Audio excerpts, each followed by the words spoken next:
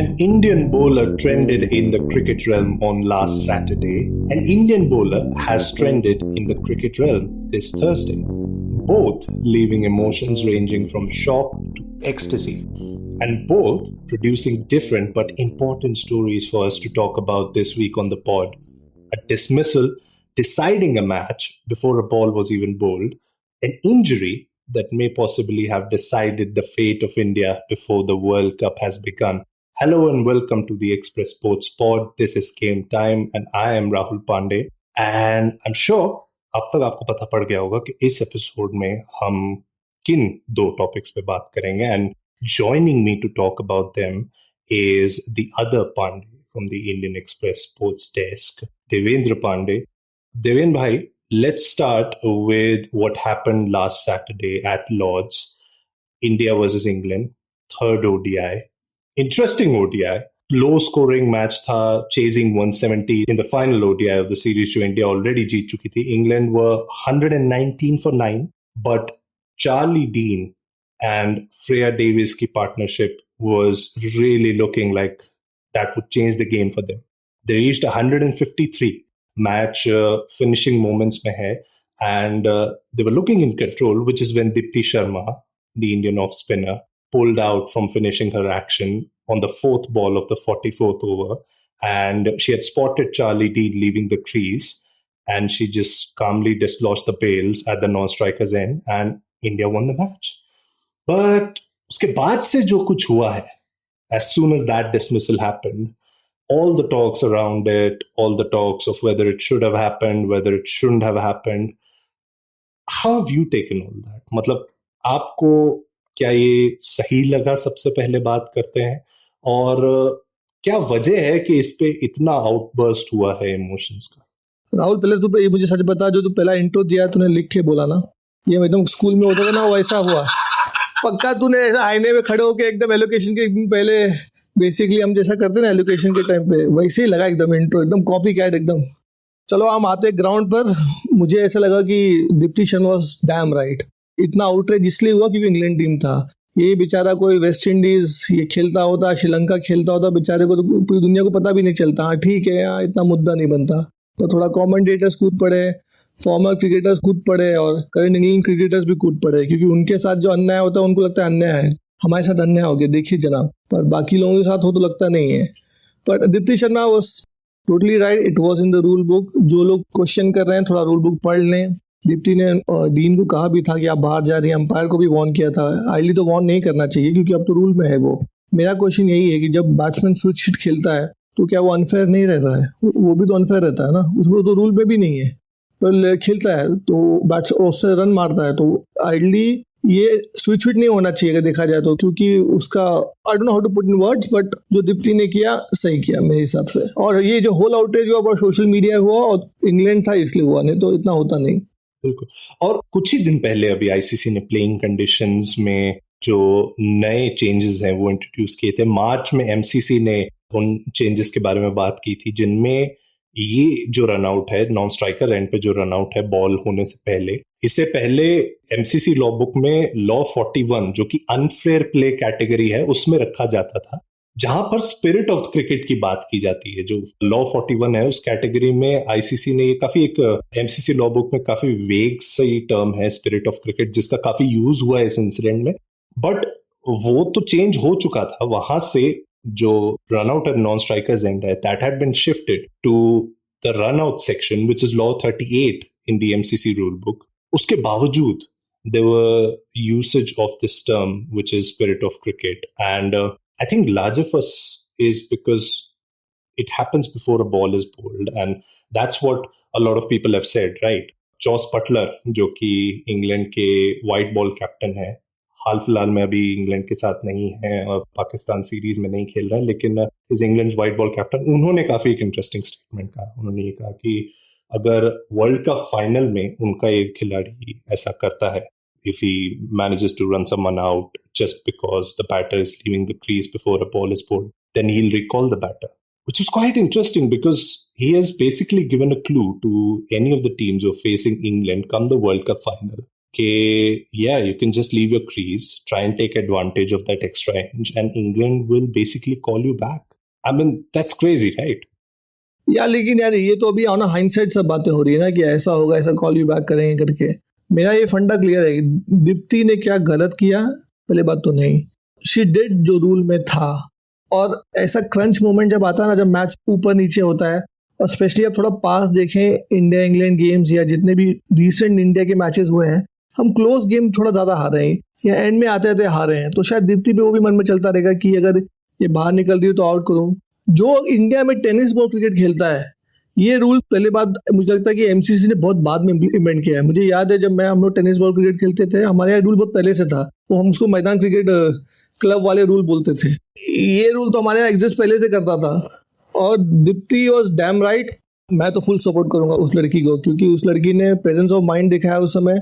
लड़की गार्डन में घूमने आई क्या, ऐसा नहीं होना चाहिए ना। आप क्रिकेट खेलने आए हो, देयर आर रूल्स, आपको पता है क्या है, आप फिर भी घूम रहे हो। ऐसा मैदान क्रिकेट में बोलते थे कि क्या रे घूमने आए क्या, अगर ऐसा कोई करता था करके।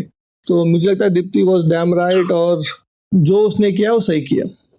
और अब मैच के बाद में जब काफी लोगों ने डिसाइफर करना शुरू किया, they saw footage of Charlie Dean before that particular dismissal, where it was clear that she had been trying to do this on multiple occasions. हमने अभी जॉस बटलर की बात की, a particular journalist on Twitter pulled out his screen grabs from a recent match at the 100, जहाँ पे in the first 4 balls of the innings, he has tried to leave the crease on all 4 occasions, which just goes to show कि batters जितने हैं, उनको बस ये clearly पता होना चाहिए कि there are consequences to that, right? And which is what the bowler is using, which is what Dipti Sharma used to her advantage, her and her team's advantage at that point. अगर उस situation में मान लीजिए एक single लेता है batter, the non striker is already left the crease before a ball is bowled, तो उसके पास वो एडवांटेज हुआ कि is already covered those extra yards before the ball is bowled, और फिर रन आउट नहीं होता है, तो फील्डिंग टीम का डिसएडवांटेज वहां पे होता है। तो I think you are right when you say that it's in every right for the fielding team and for the bowler to use this which is now in the ICC log book. But एक थोड़ा personal सवाल इस पे ये आता है कि this happened at Lord's, right? Was this by and far the most iconic Indian cricket moment now at the home of cricket? आपके ज़हन में जो पुराने instances हुए हैं इस ground पे? Because what followed was of course Harmanpreet Kaur's interview in the same match, post-match interview, जहाँ पे उनसे इस particular wicket के बारे में पूछा गया था. But then she said, I thought you'd ask me about the other 9 wickets as well, all the 10 wickets, because taking them was as important, which was legitimately badass. आपको क्या लगता है, this is now the picture that Indian cricket fans would go on to refer more often than that Saurav Ganguly incident which happened back in 2002 NetWest final at Lord's? मुझे लगता है Rahul, England team को लगान picture देखना चाहिए था। हमने टीपू का बदला ले लिया है, क्योंकि टीपू जो पहला वो तो फर्स्ट गाय जो ऐसा रन आउट हुआ था। तो मुझे लगता है इंडियन टीम को कहीं ना कहीं से बदला लेने का था कि टीपू का जो दीप्ति शर्मा ने ले लिया। अच्छा, जोक्स अपार्ट, ये मोमेंट अगर आप बोल रहे हो कि कहाँ इसको आप रेट करोगे, तो ऑफकोर्स सौरव गांगुली का काफ़ी बड़ा था, क्योंकि वो मैच हम जीते हैं। क्या सिचुएशन उस समय इंडियन टीम की थी, हम कभी बाहर जीते नहीं हैं, और इंडियन क्रिकेट रिवाइव हुआ है वो सब मैचेस से। आई विल नॉट उसको उतना हाई तो नहीं रखूंगा कि दीप्ति शर्मा इंसिडेंट को, क्योंकि सौरव का बहुत बड़ा है वो, जो हमको अभी भी याद है, टी शर्ट निकाल के उन्होंने एकदम फहराया एकदम। और बेसिकली उसमें बैकग्राउंड म्यूजिक तो वो बनना चाहिए था, लहरा दो टाइप। उस समय ऑफकोर्स तो वो गाना नहीं था, लेकिन दीप्ति शर्मा का इंसिडेंट इतना बड़ा नहीं है, और लोग भूल जाएंगे थोड़े दिन के बाद। ये खाली एक ट्रिविया बन के रह जाएगा, जैसे वैसलिन का एपिसोड हुआ था, वैसा ये भी एक ट्रिविया बन के रह जाएगा कि कौन से ऐसा प्लेयर है जिन्होंने मन कट किया है। तो आई डोंट सी कि इसका इतना बड़ा इम्पैक्ट होगा, सब भूल जाएंगे। वैसे भी वुमेन्स क्रिकेट अगर आप एक्चुअली देखें तो बहुत कम फॉलोअर है, ज़्यादा फॉलोअर नहीं है। इंसिडेंट की वजह से थोड़ा सा स्पार्क हुआ है, और वो भी बहुत नीडलेस था। जितना वुमेन्स टीम को फॉलो इंग्लैंड और ऑस्ट्रेलिया में किया जाता है, बाकी देशों में उतना नहीं है। तो ये खाली इंसिडेंट ने थोड़ा सा सोशल मीडिया पे एक बस बढ़ा दिया करके कि ऐसा हो गया करके। और हमारी आबादी भी बहुत है, फ्री के वाईफाई सबको मिले हुए हैं, तो सब लग पड़े डिफेंड कर रहे हैं, तो जो अच्छी बात है। मैं तो कहता हूँ वुमेन्स टीम को पूरा डिफेंड करना चाहिए, अच्छी लड़के हैं, अच्छा खेल रही हैं करके। बिल्कुल, बट डिफेंस की बात भी तब आई थी भाई जब सामने से क्वेश्चंस रेज हुए। एंड आई थिंक यहाँ पर एक आपको क्रिकेट का भी जो मैप है उसके पिक्चर समझ आती है थोड़ी सी कि since this was England and India, one of the, I mean, two of the teams of the big three जिन्हें कहा जाता है वर्ल्ड क्रिकेट में, this is why the incident was so big, right? Had it been another team at the other end, maybe ये question raise ही नहीं किया जाता. हाँ, नहीं होता, क्योंकि अगर इंग्लैंड था और इंग्लैंड के घर में हुआ है तो उसको लगता है देखो ना हमारे घर में आके चीटिंग कर रही है, लोगों ने कैसा कर दिया टाइप्स. ये कहीं और होता तो बेचारा इतिहास के पन्नों में कहीं गुम हो जाता लगान फिल्मों की तरह. पर वही है कि ये इंग्लैंड था, इसलिए उनके साथ अगर जाती होती जाती है, बाकी लोग के साथ अगर होगी तो ठीक है करके, that's part and parcel of the game, you know, ऐसा बोल के निकल लेते हैं वो लोग.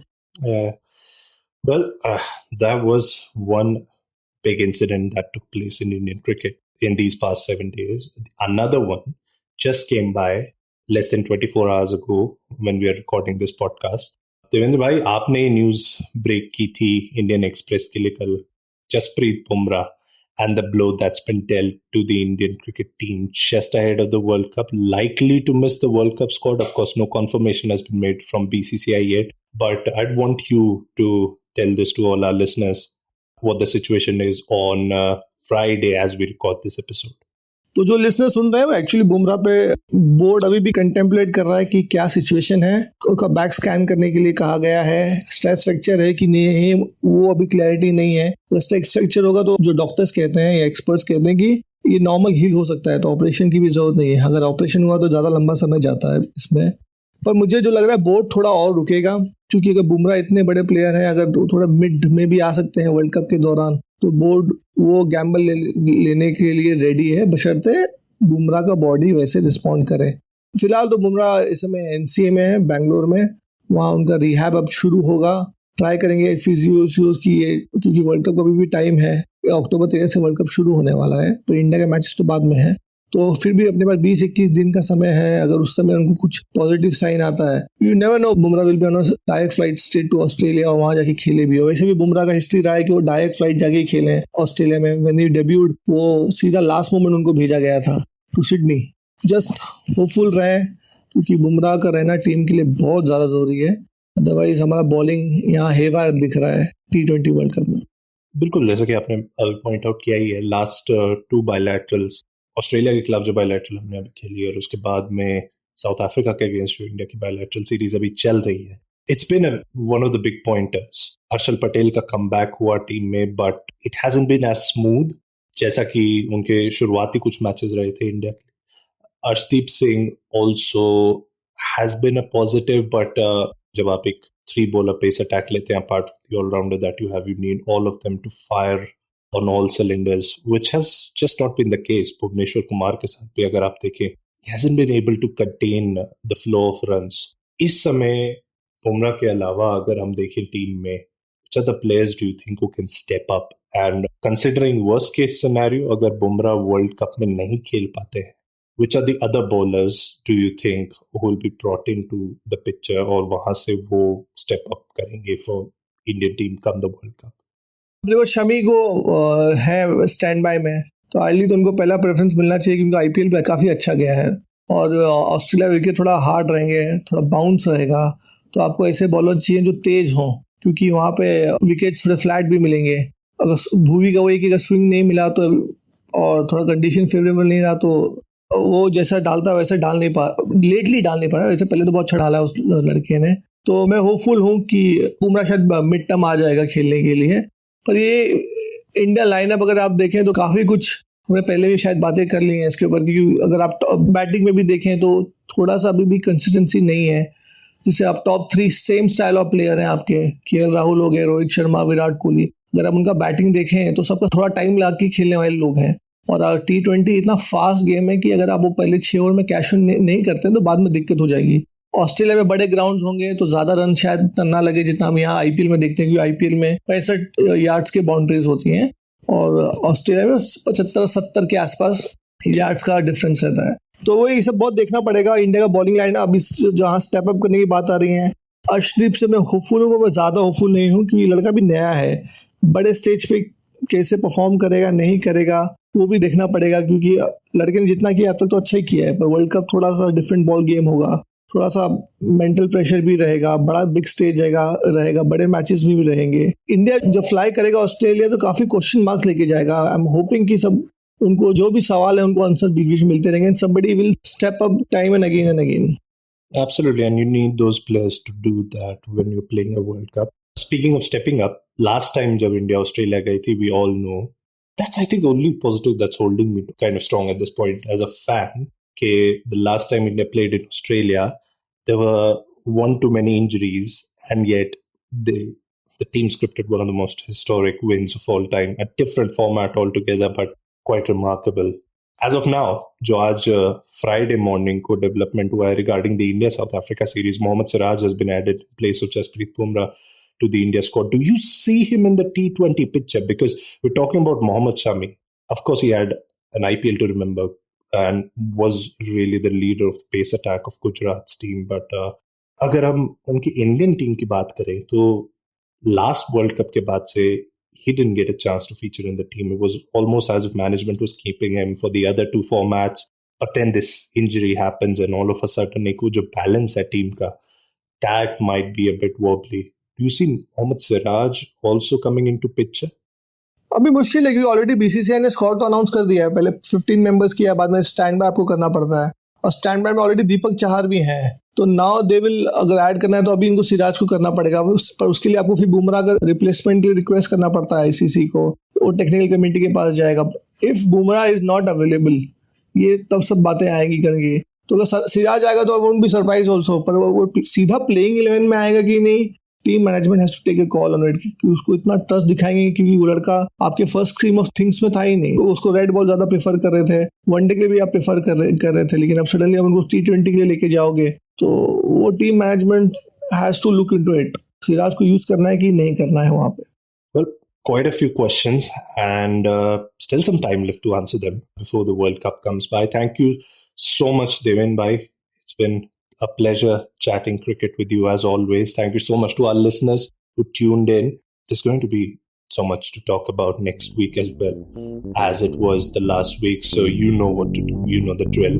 Just follow the podcast. We are available on whichever platform you get your podcast from. And also for everything that's happening in the sports world, do stick around to what we have for you on the offering at theindianexpress.com. Until next time. You were listening to Express Sports by The Indian Express. This week's show was edited and mixed by Abhishek Kumar and produced by me, Shashank Bhargav.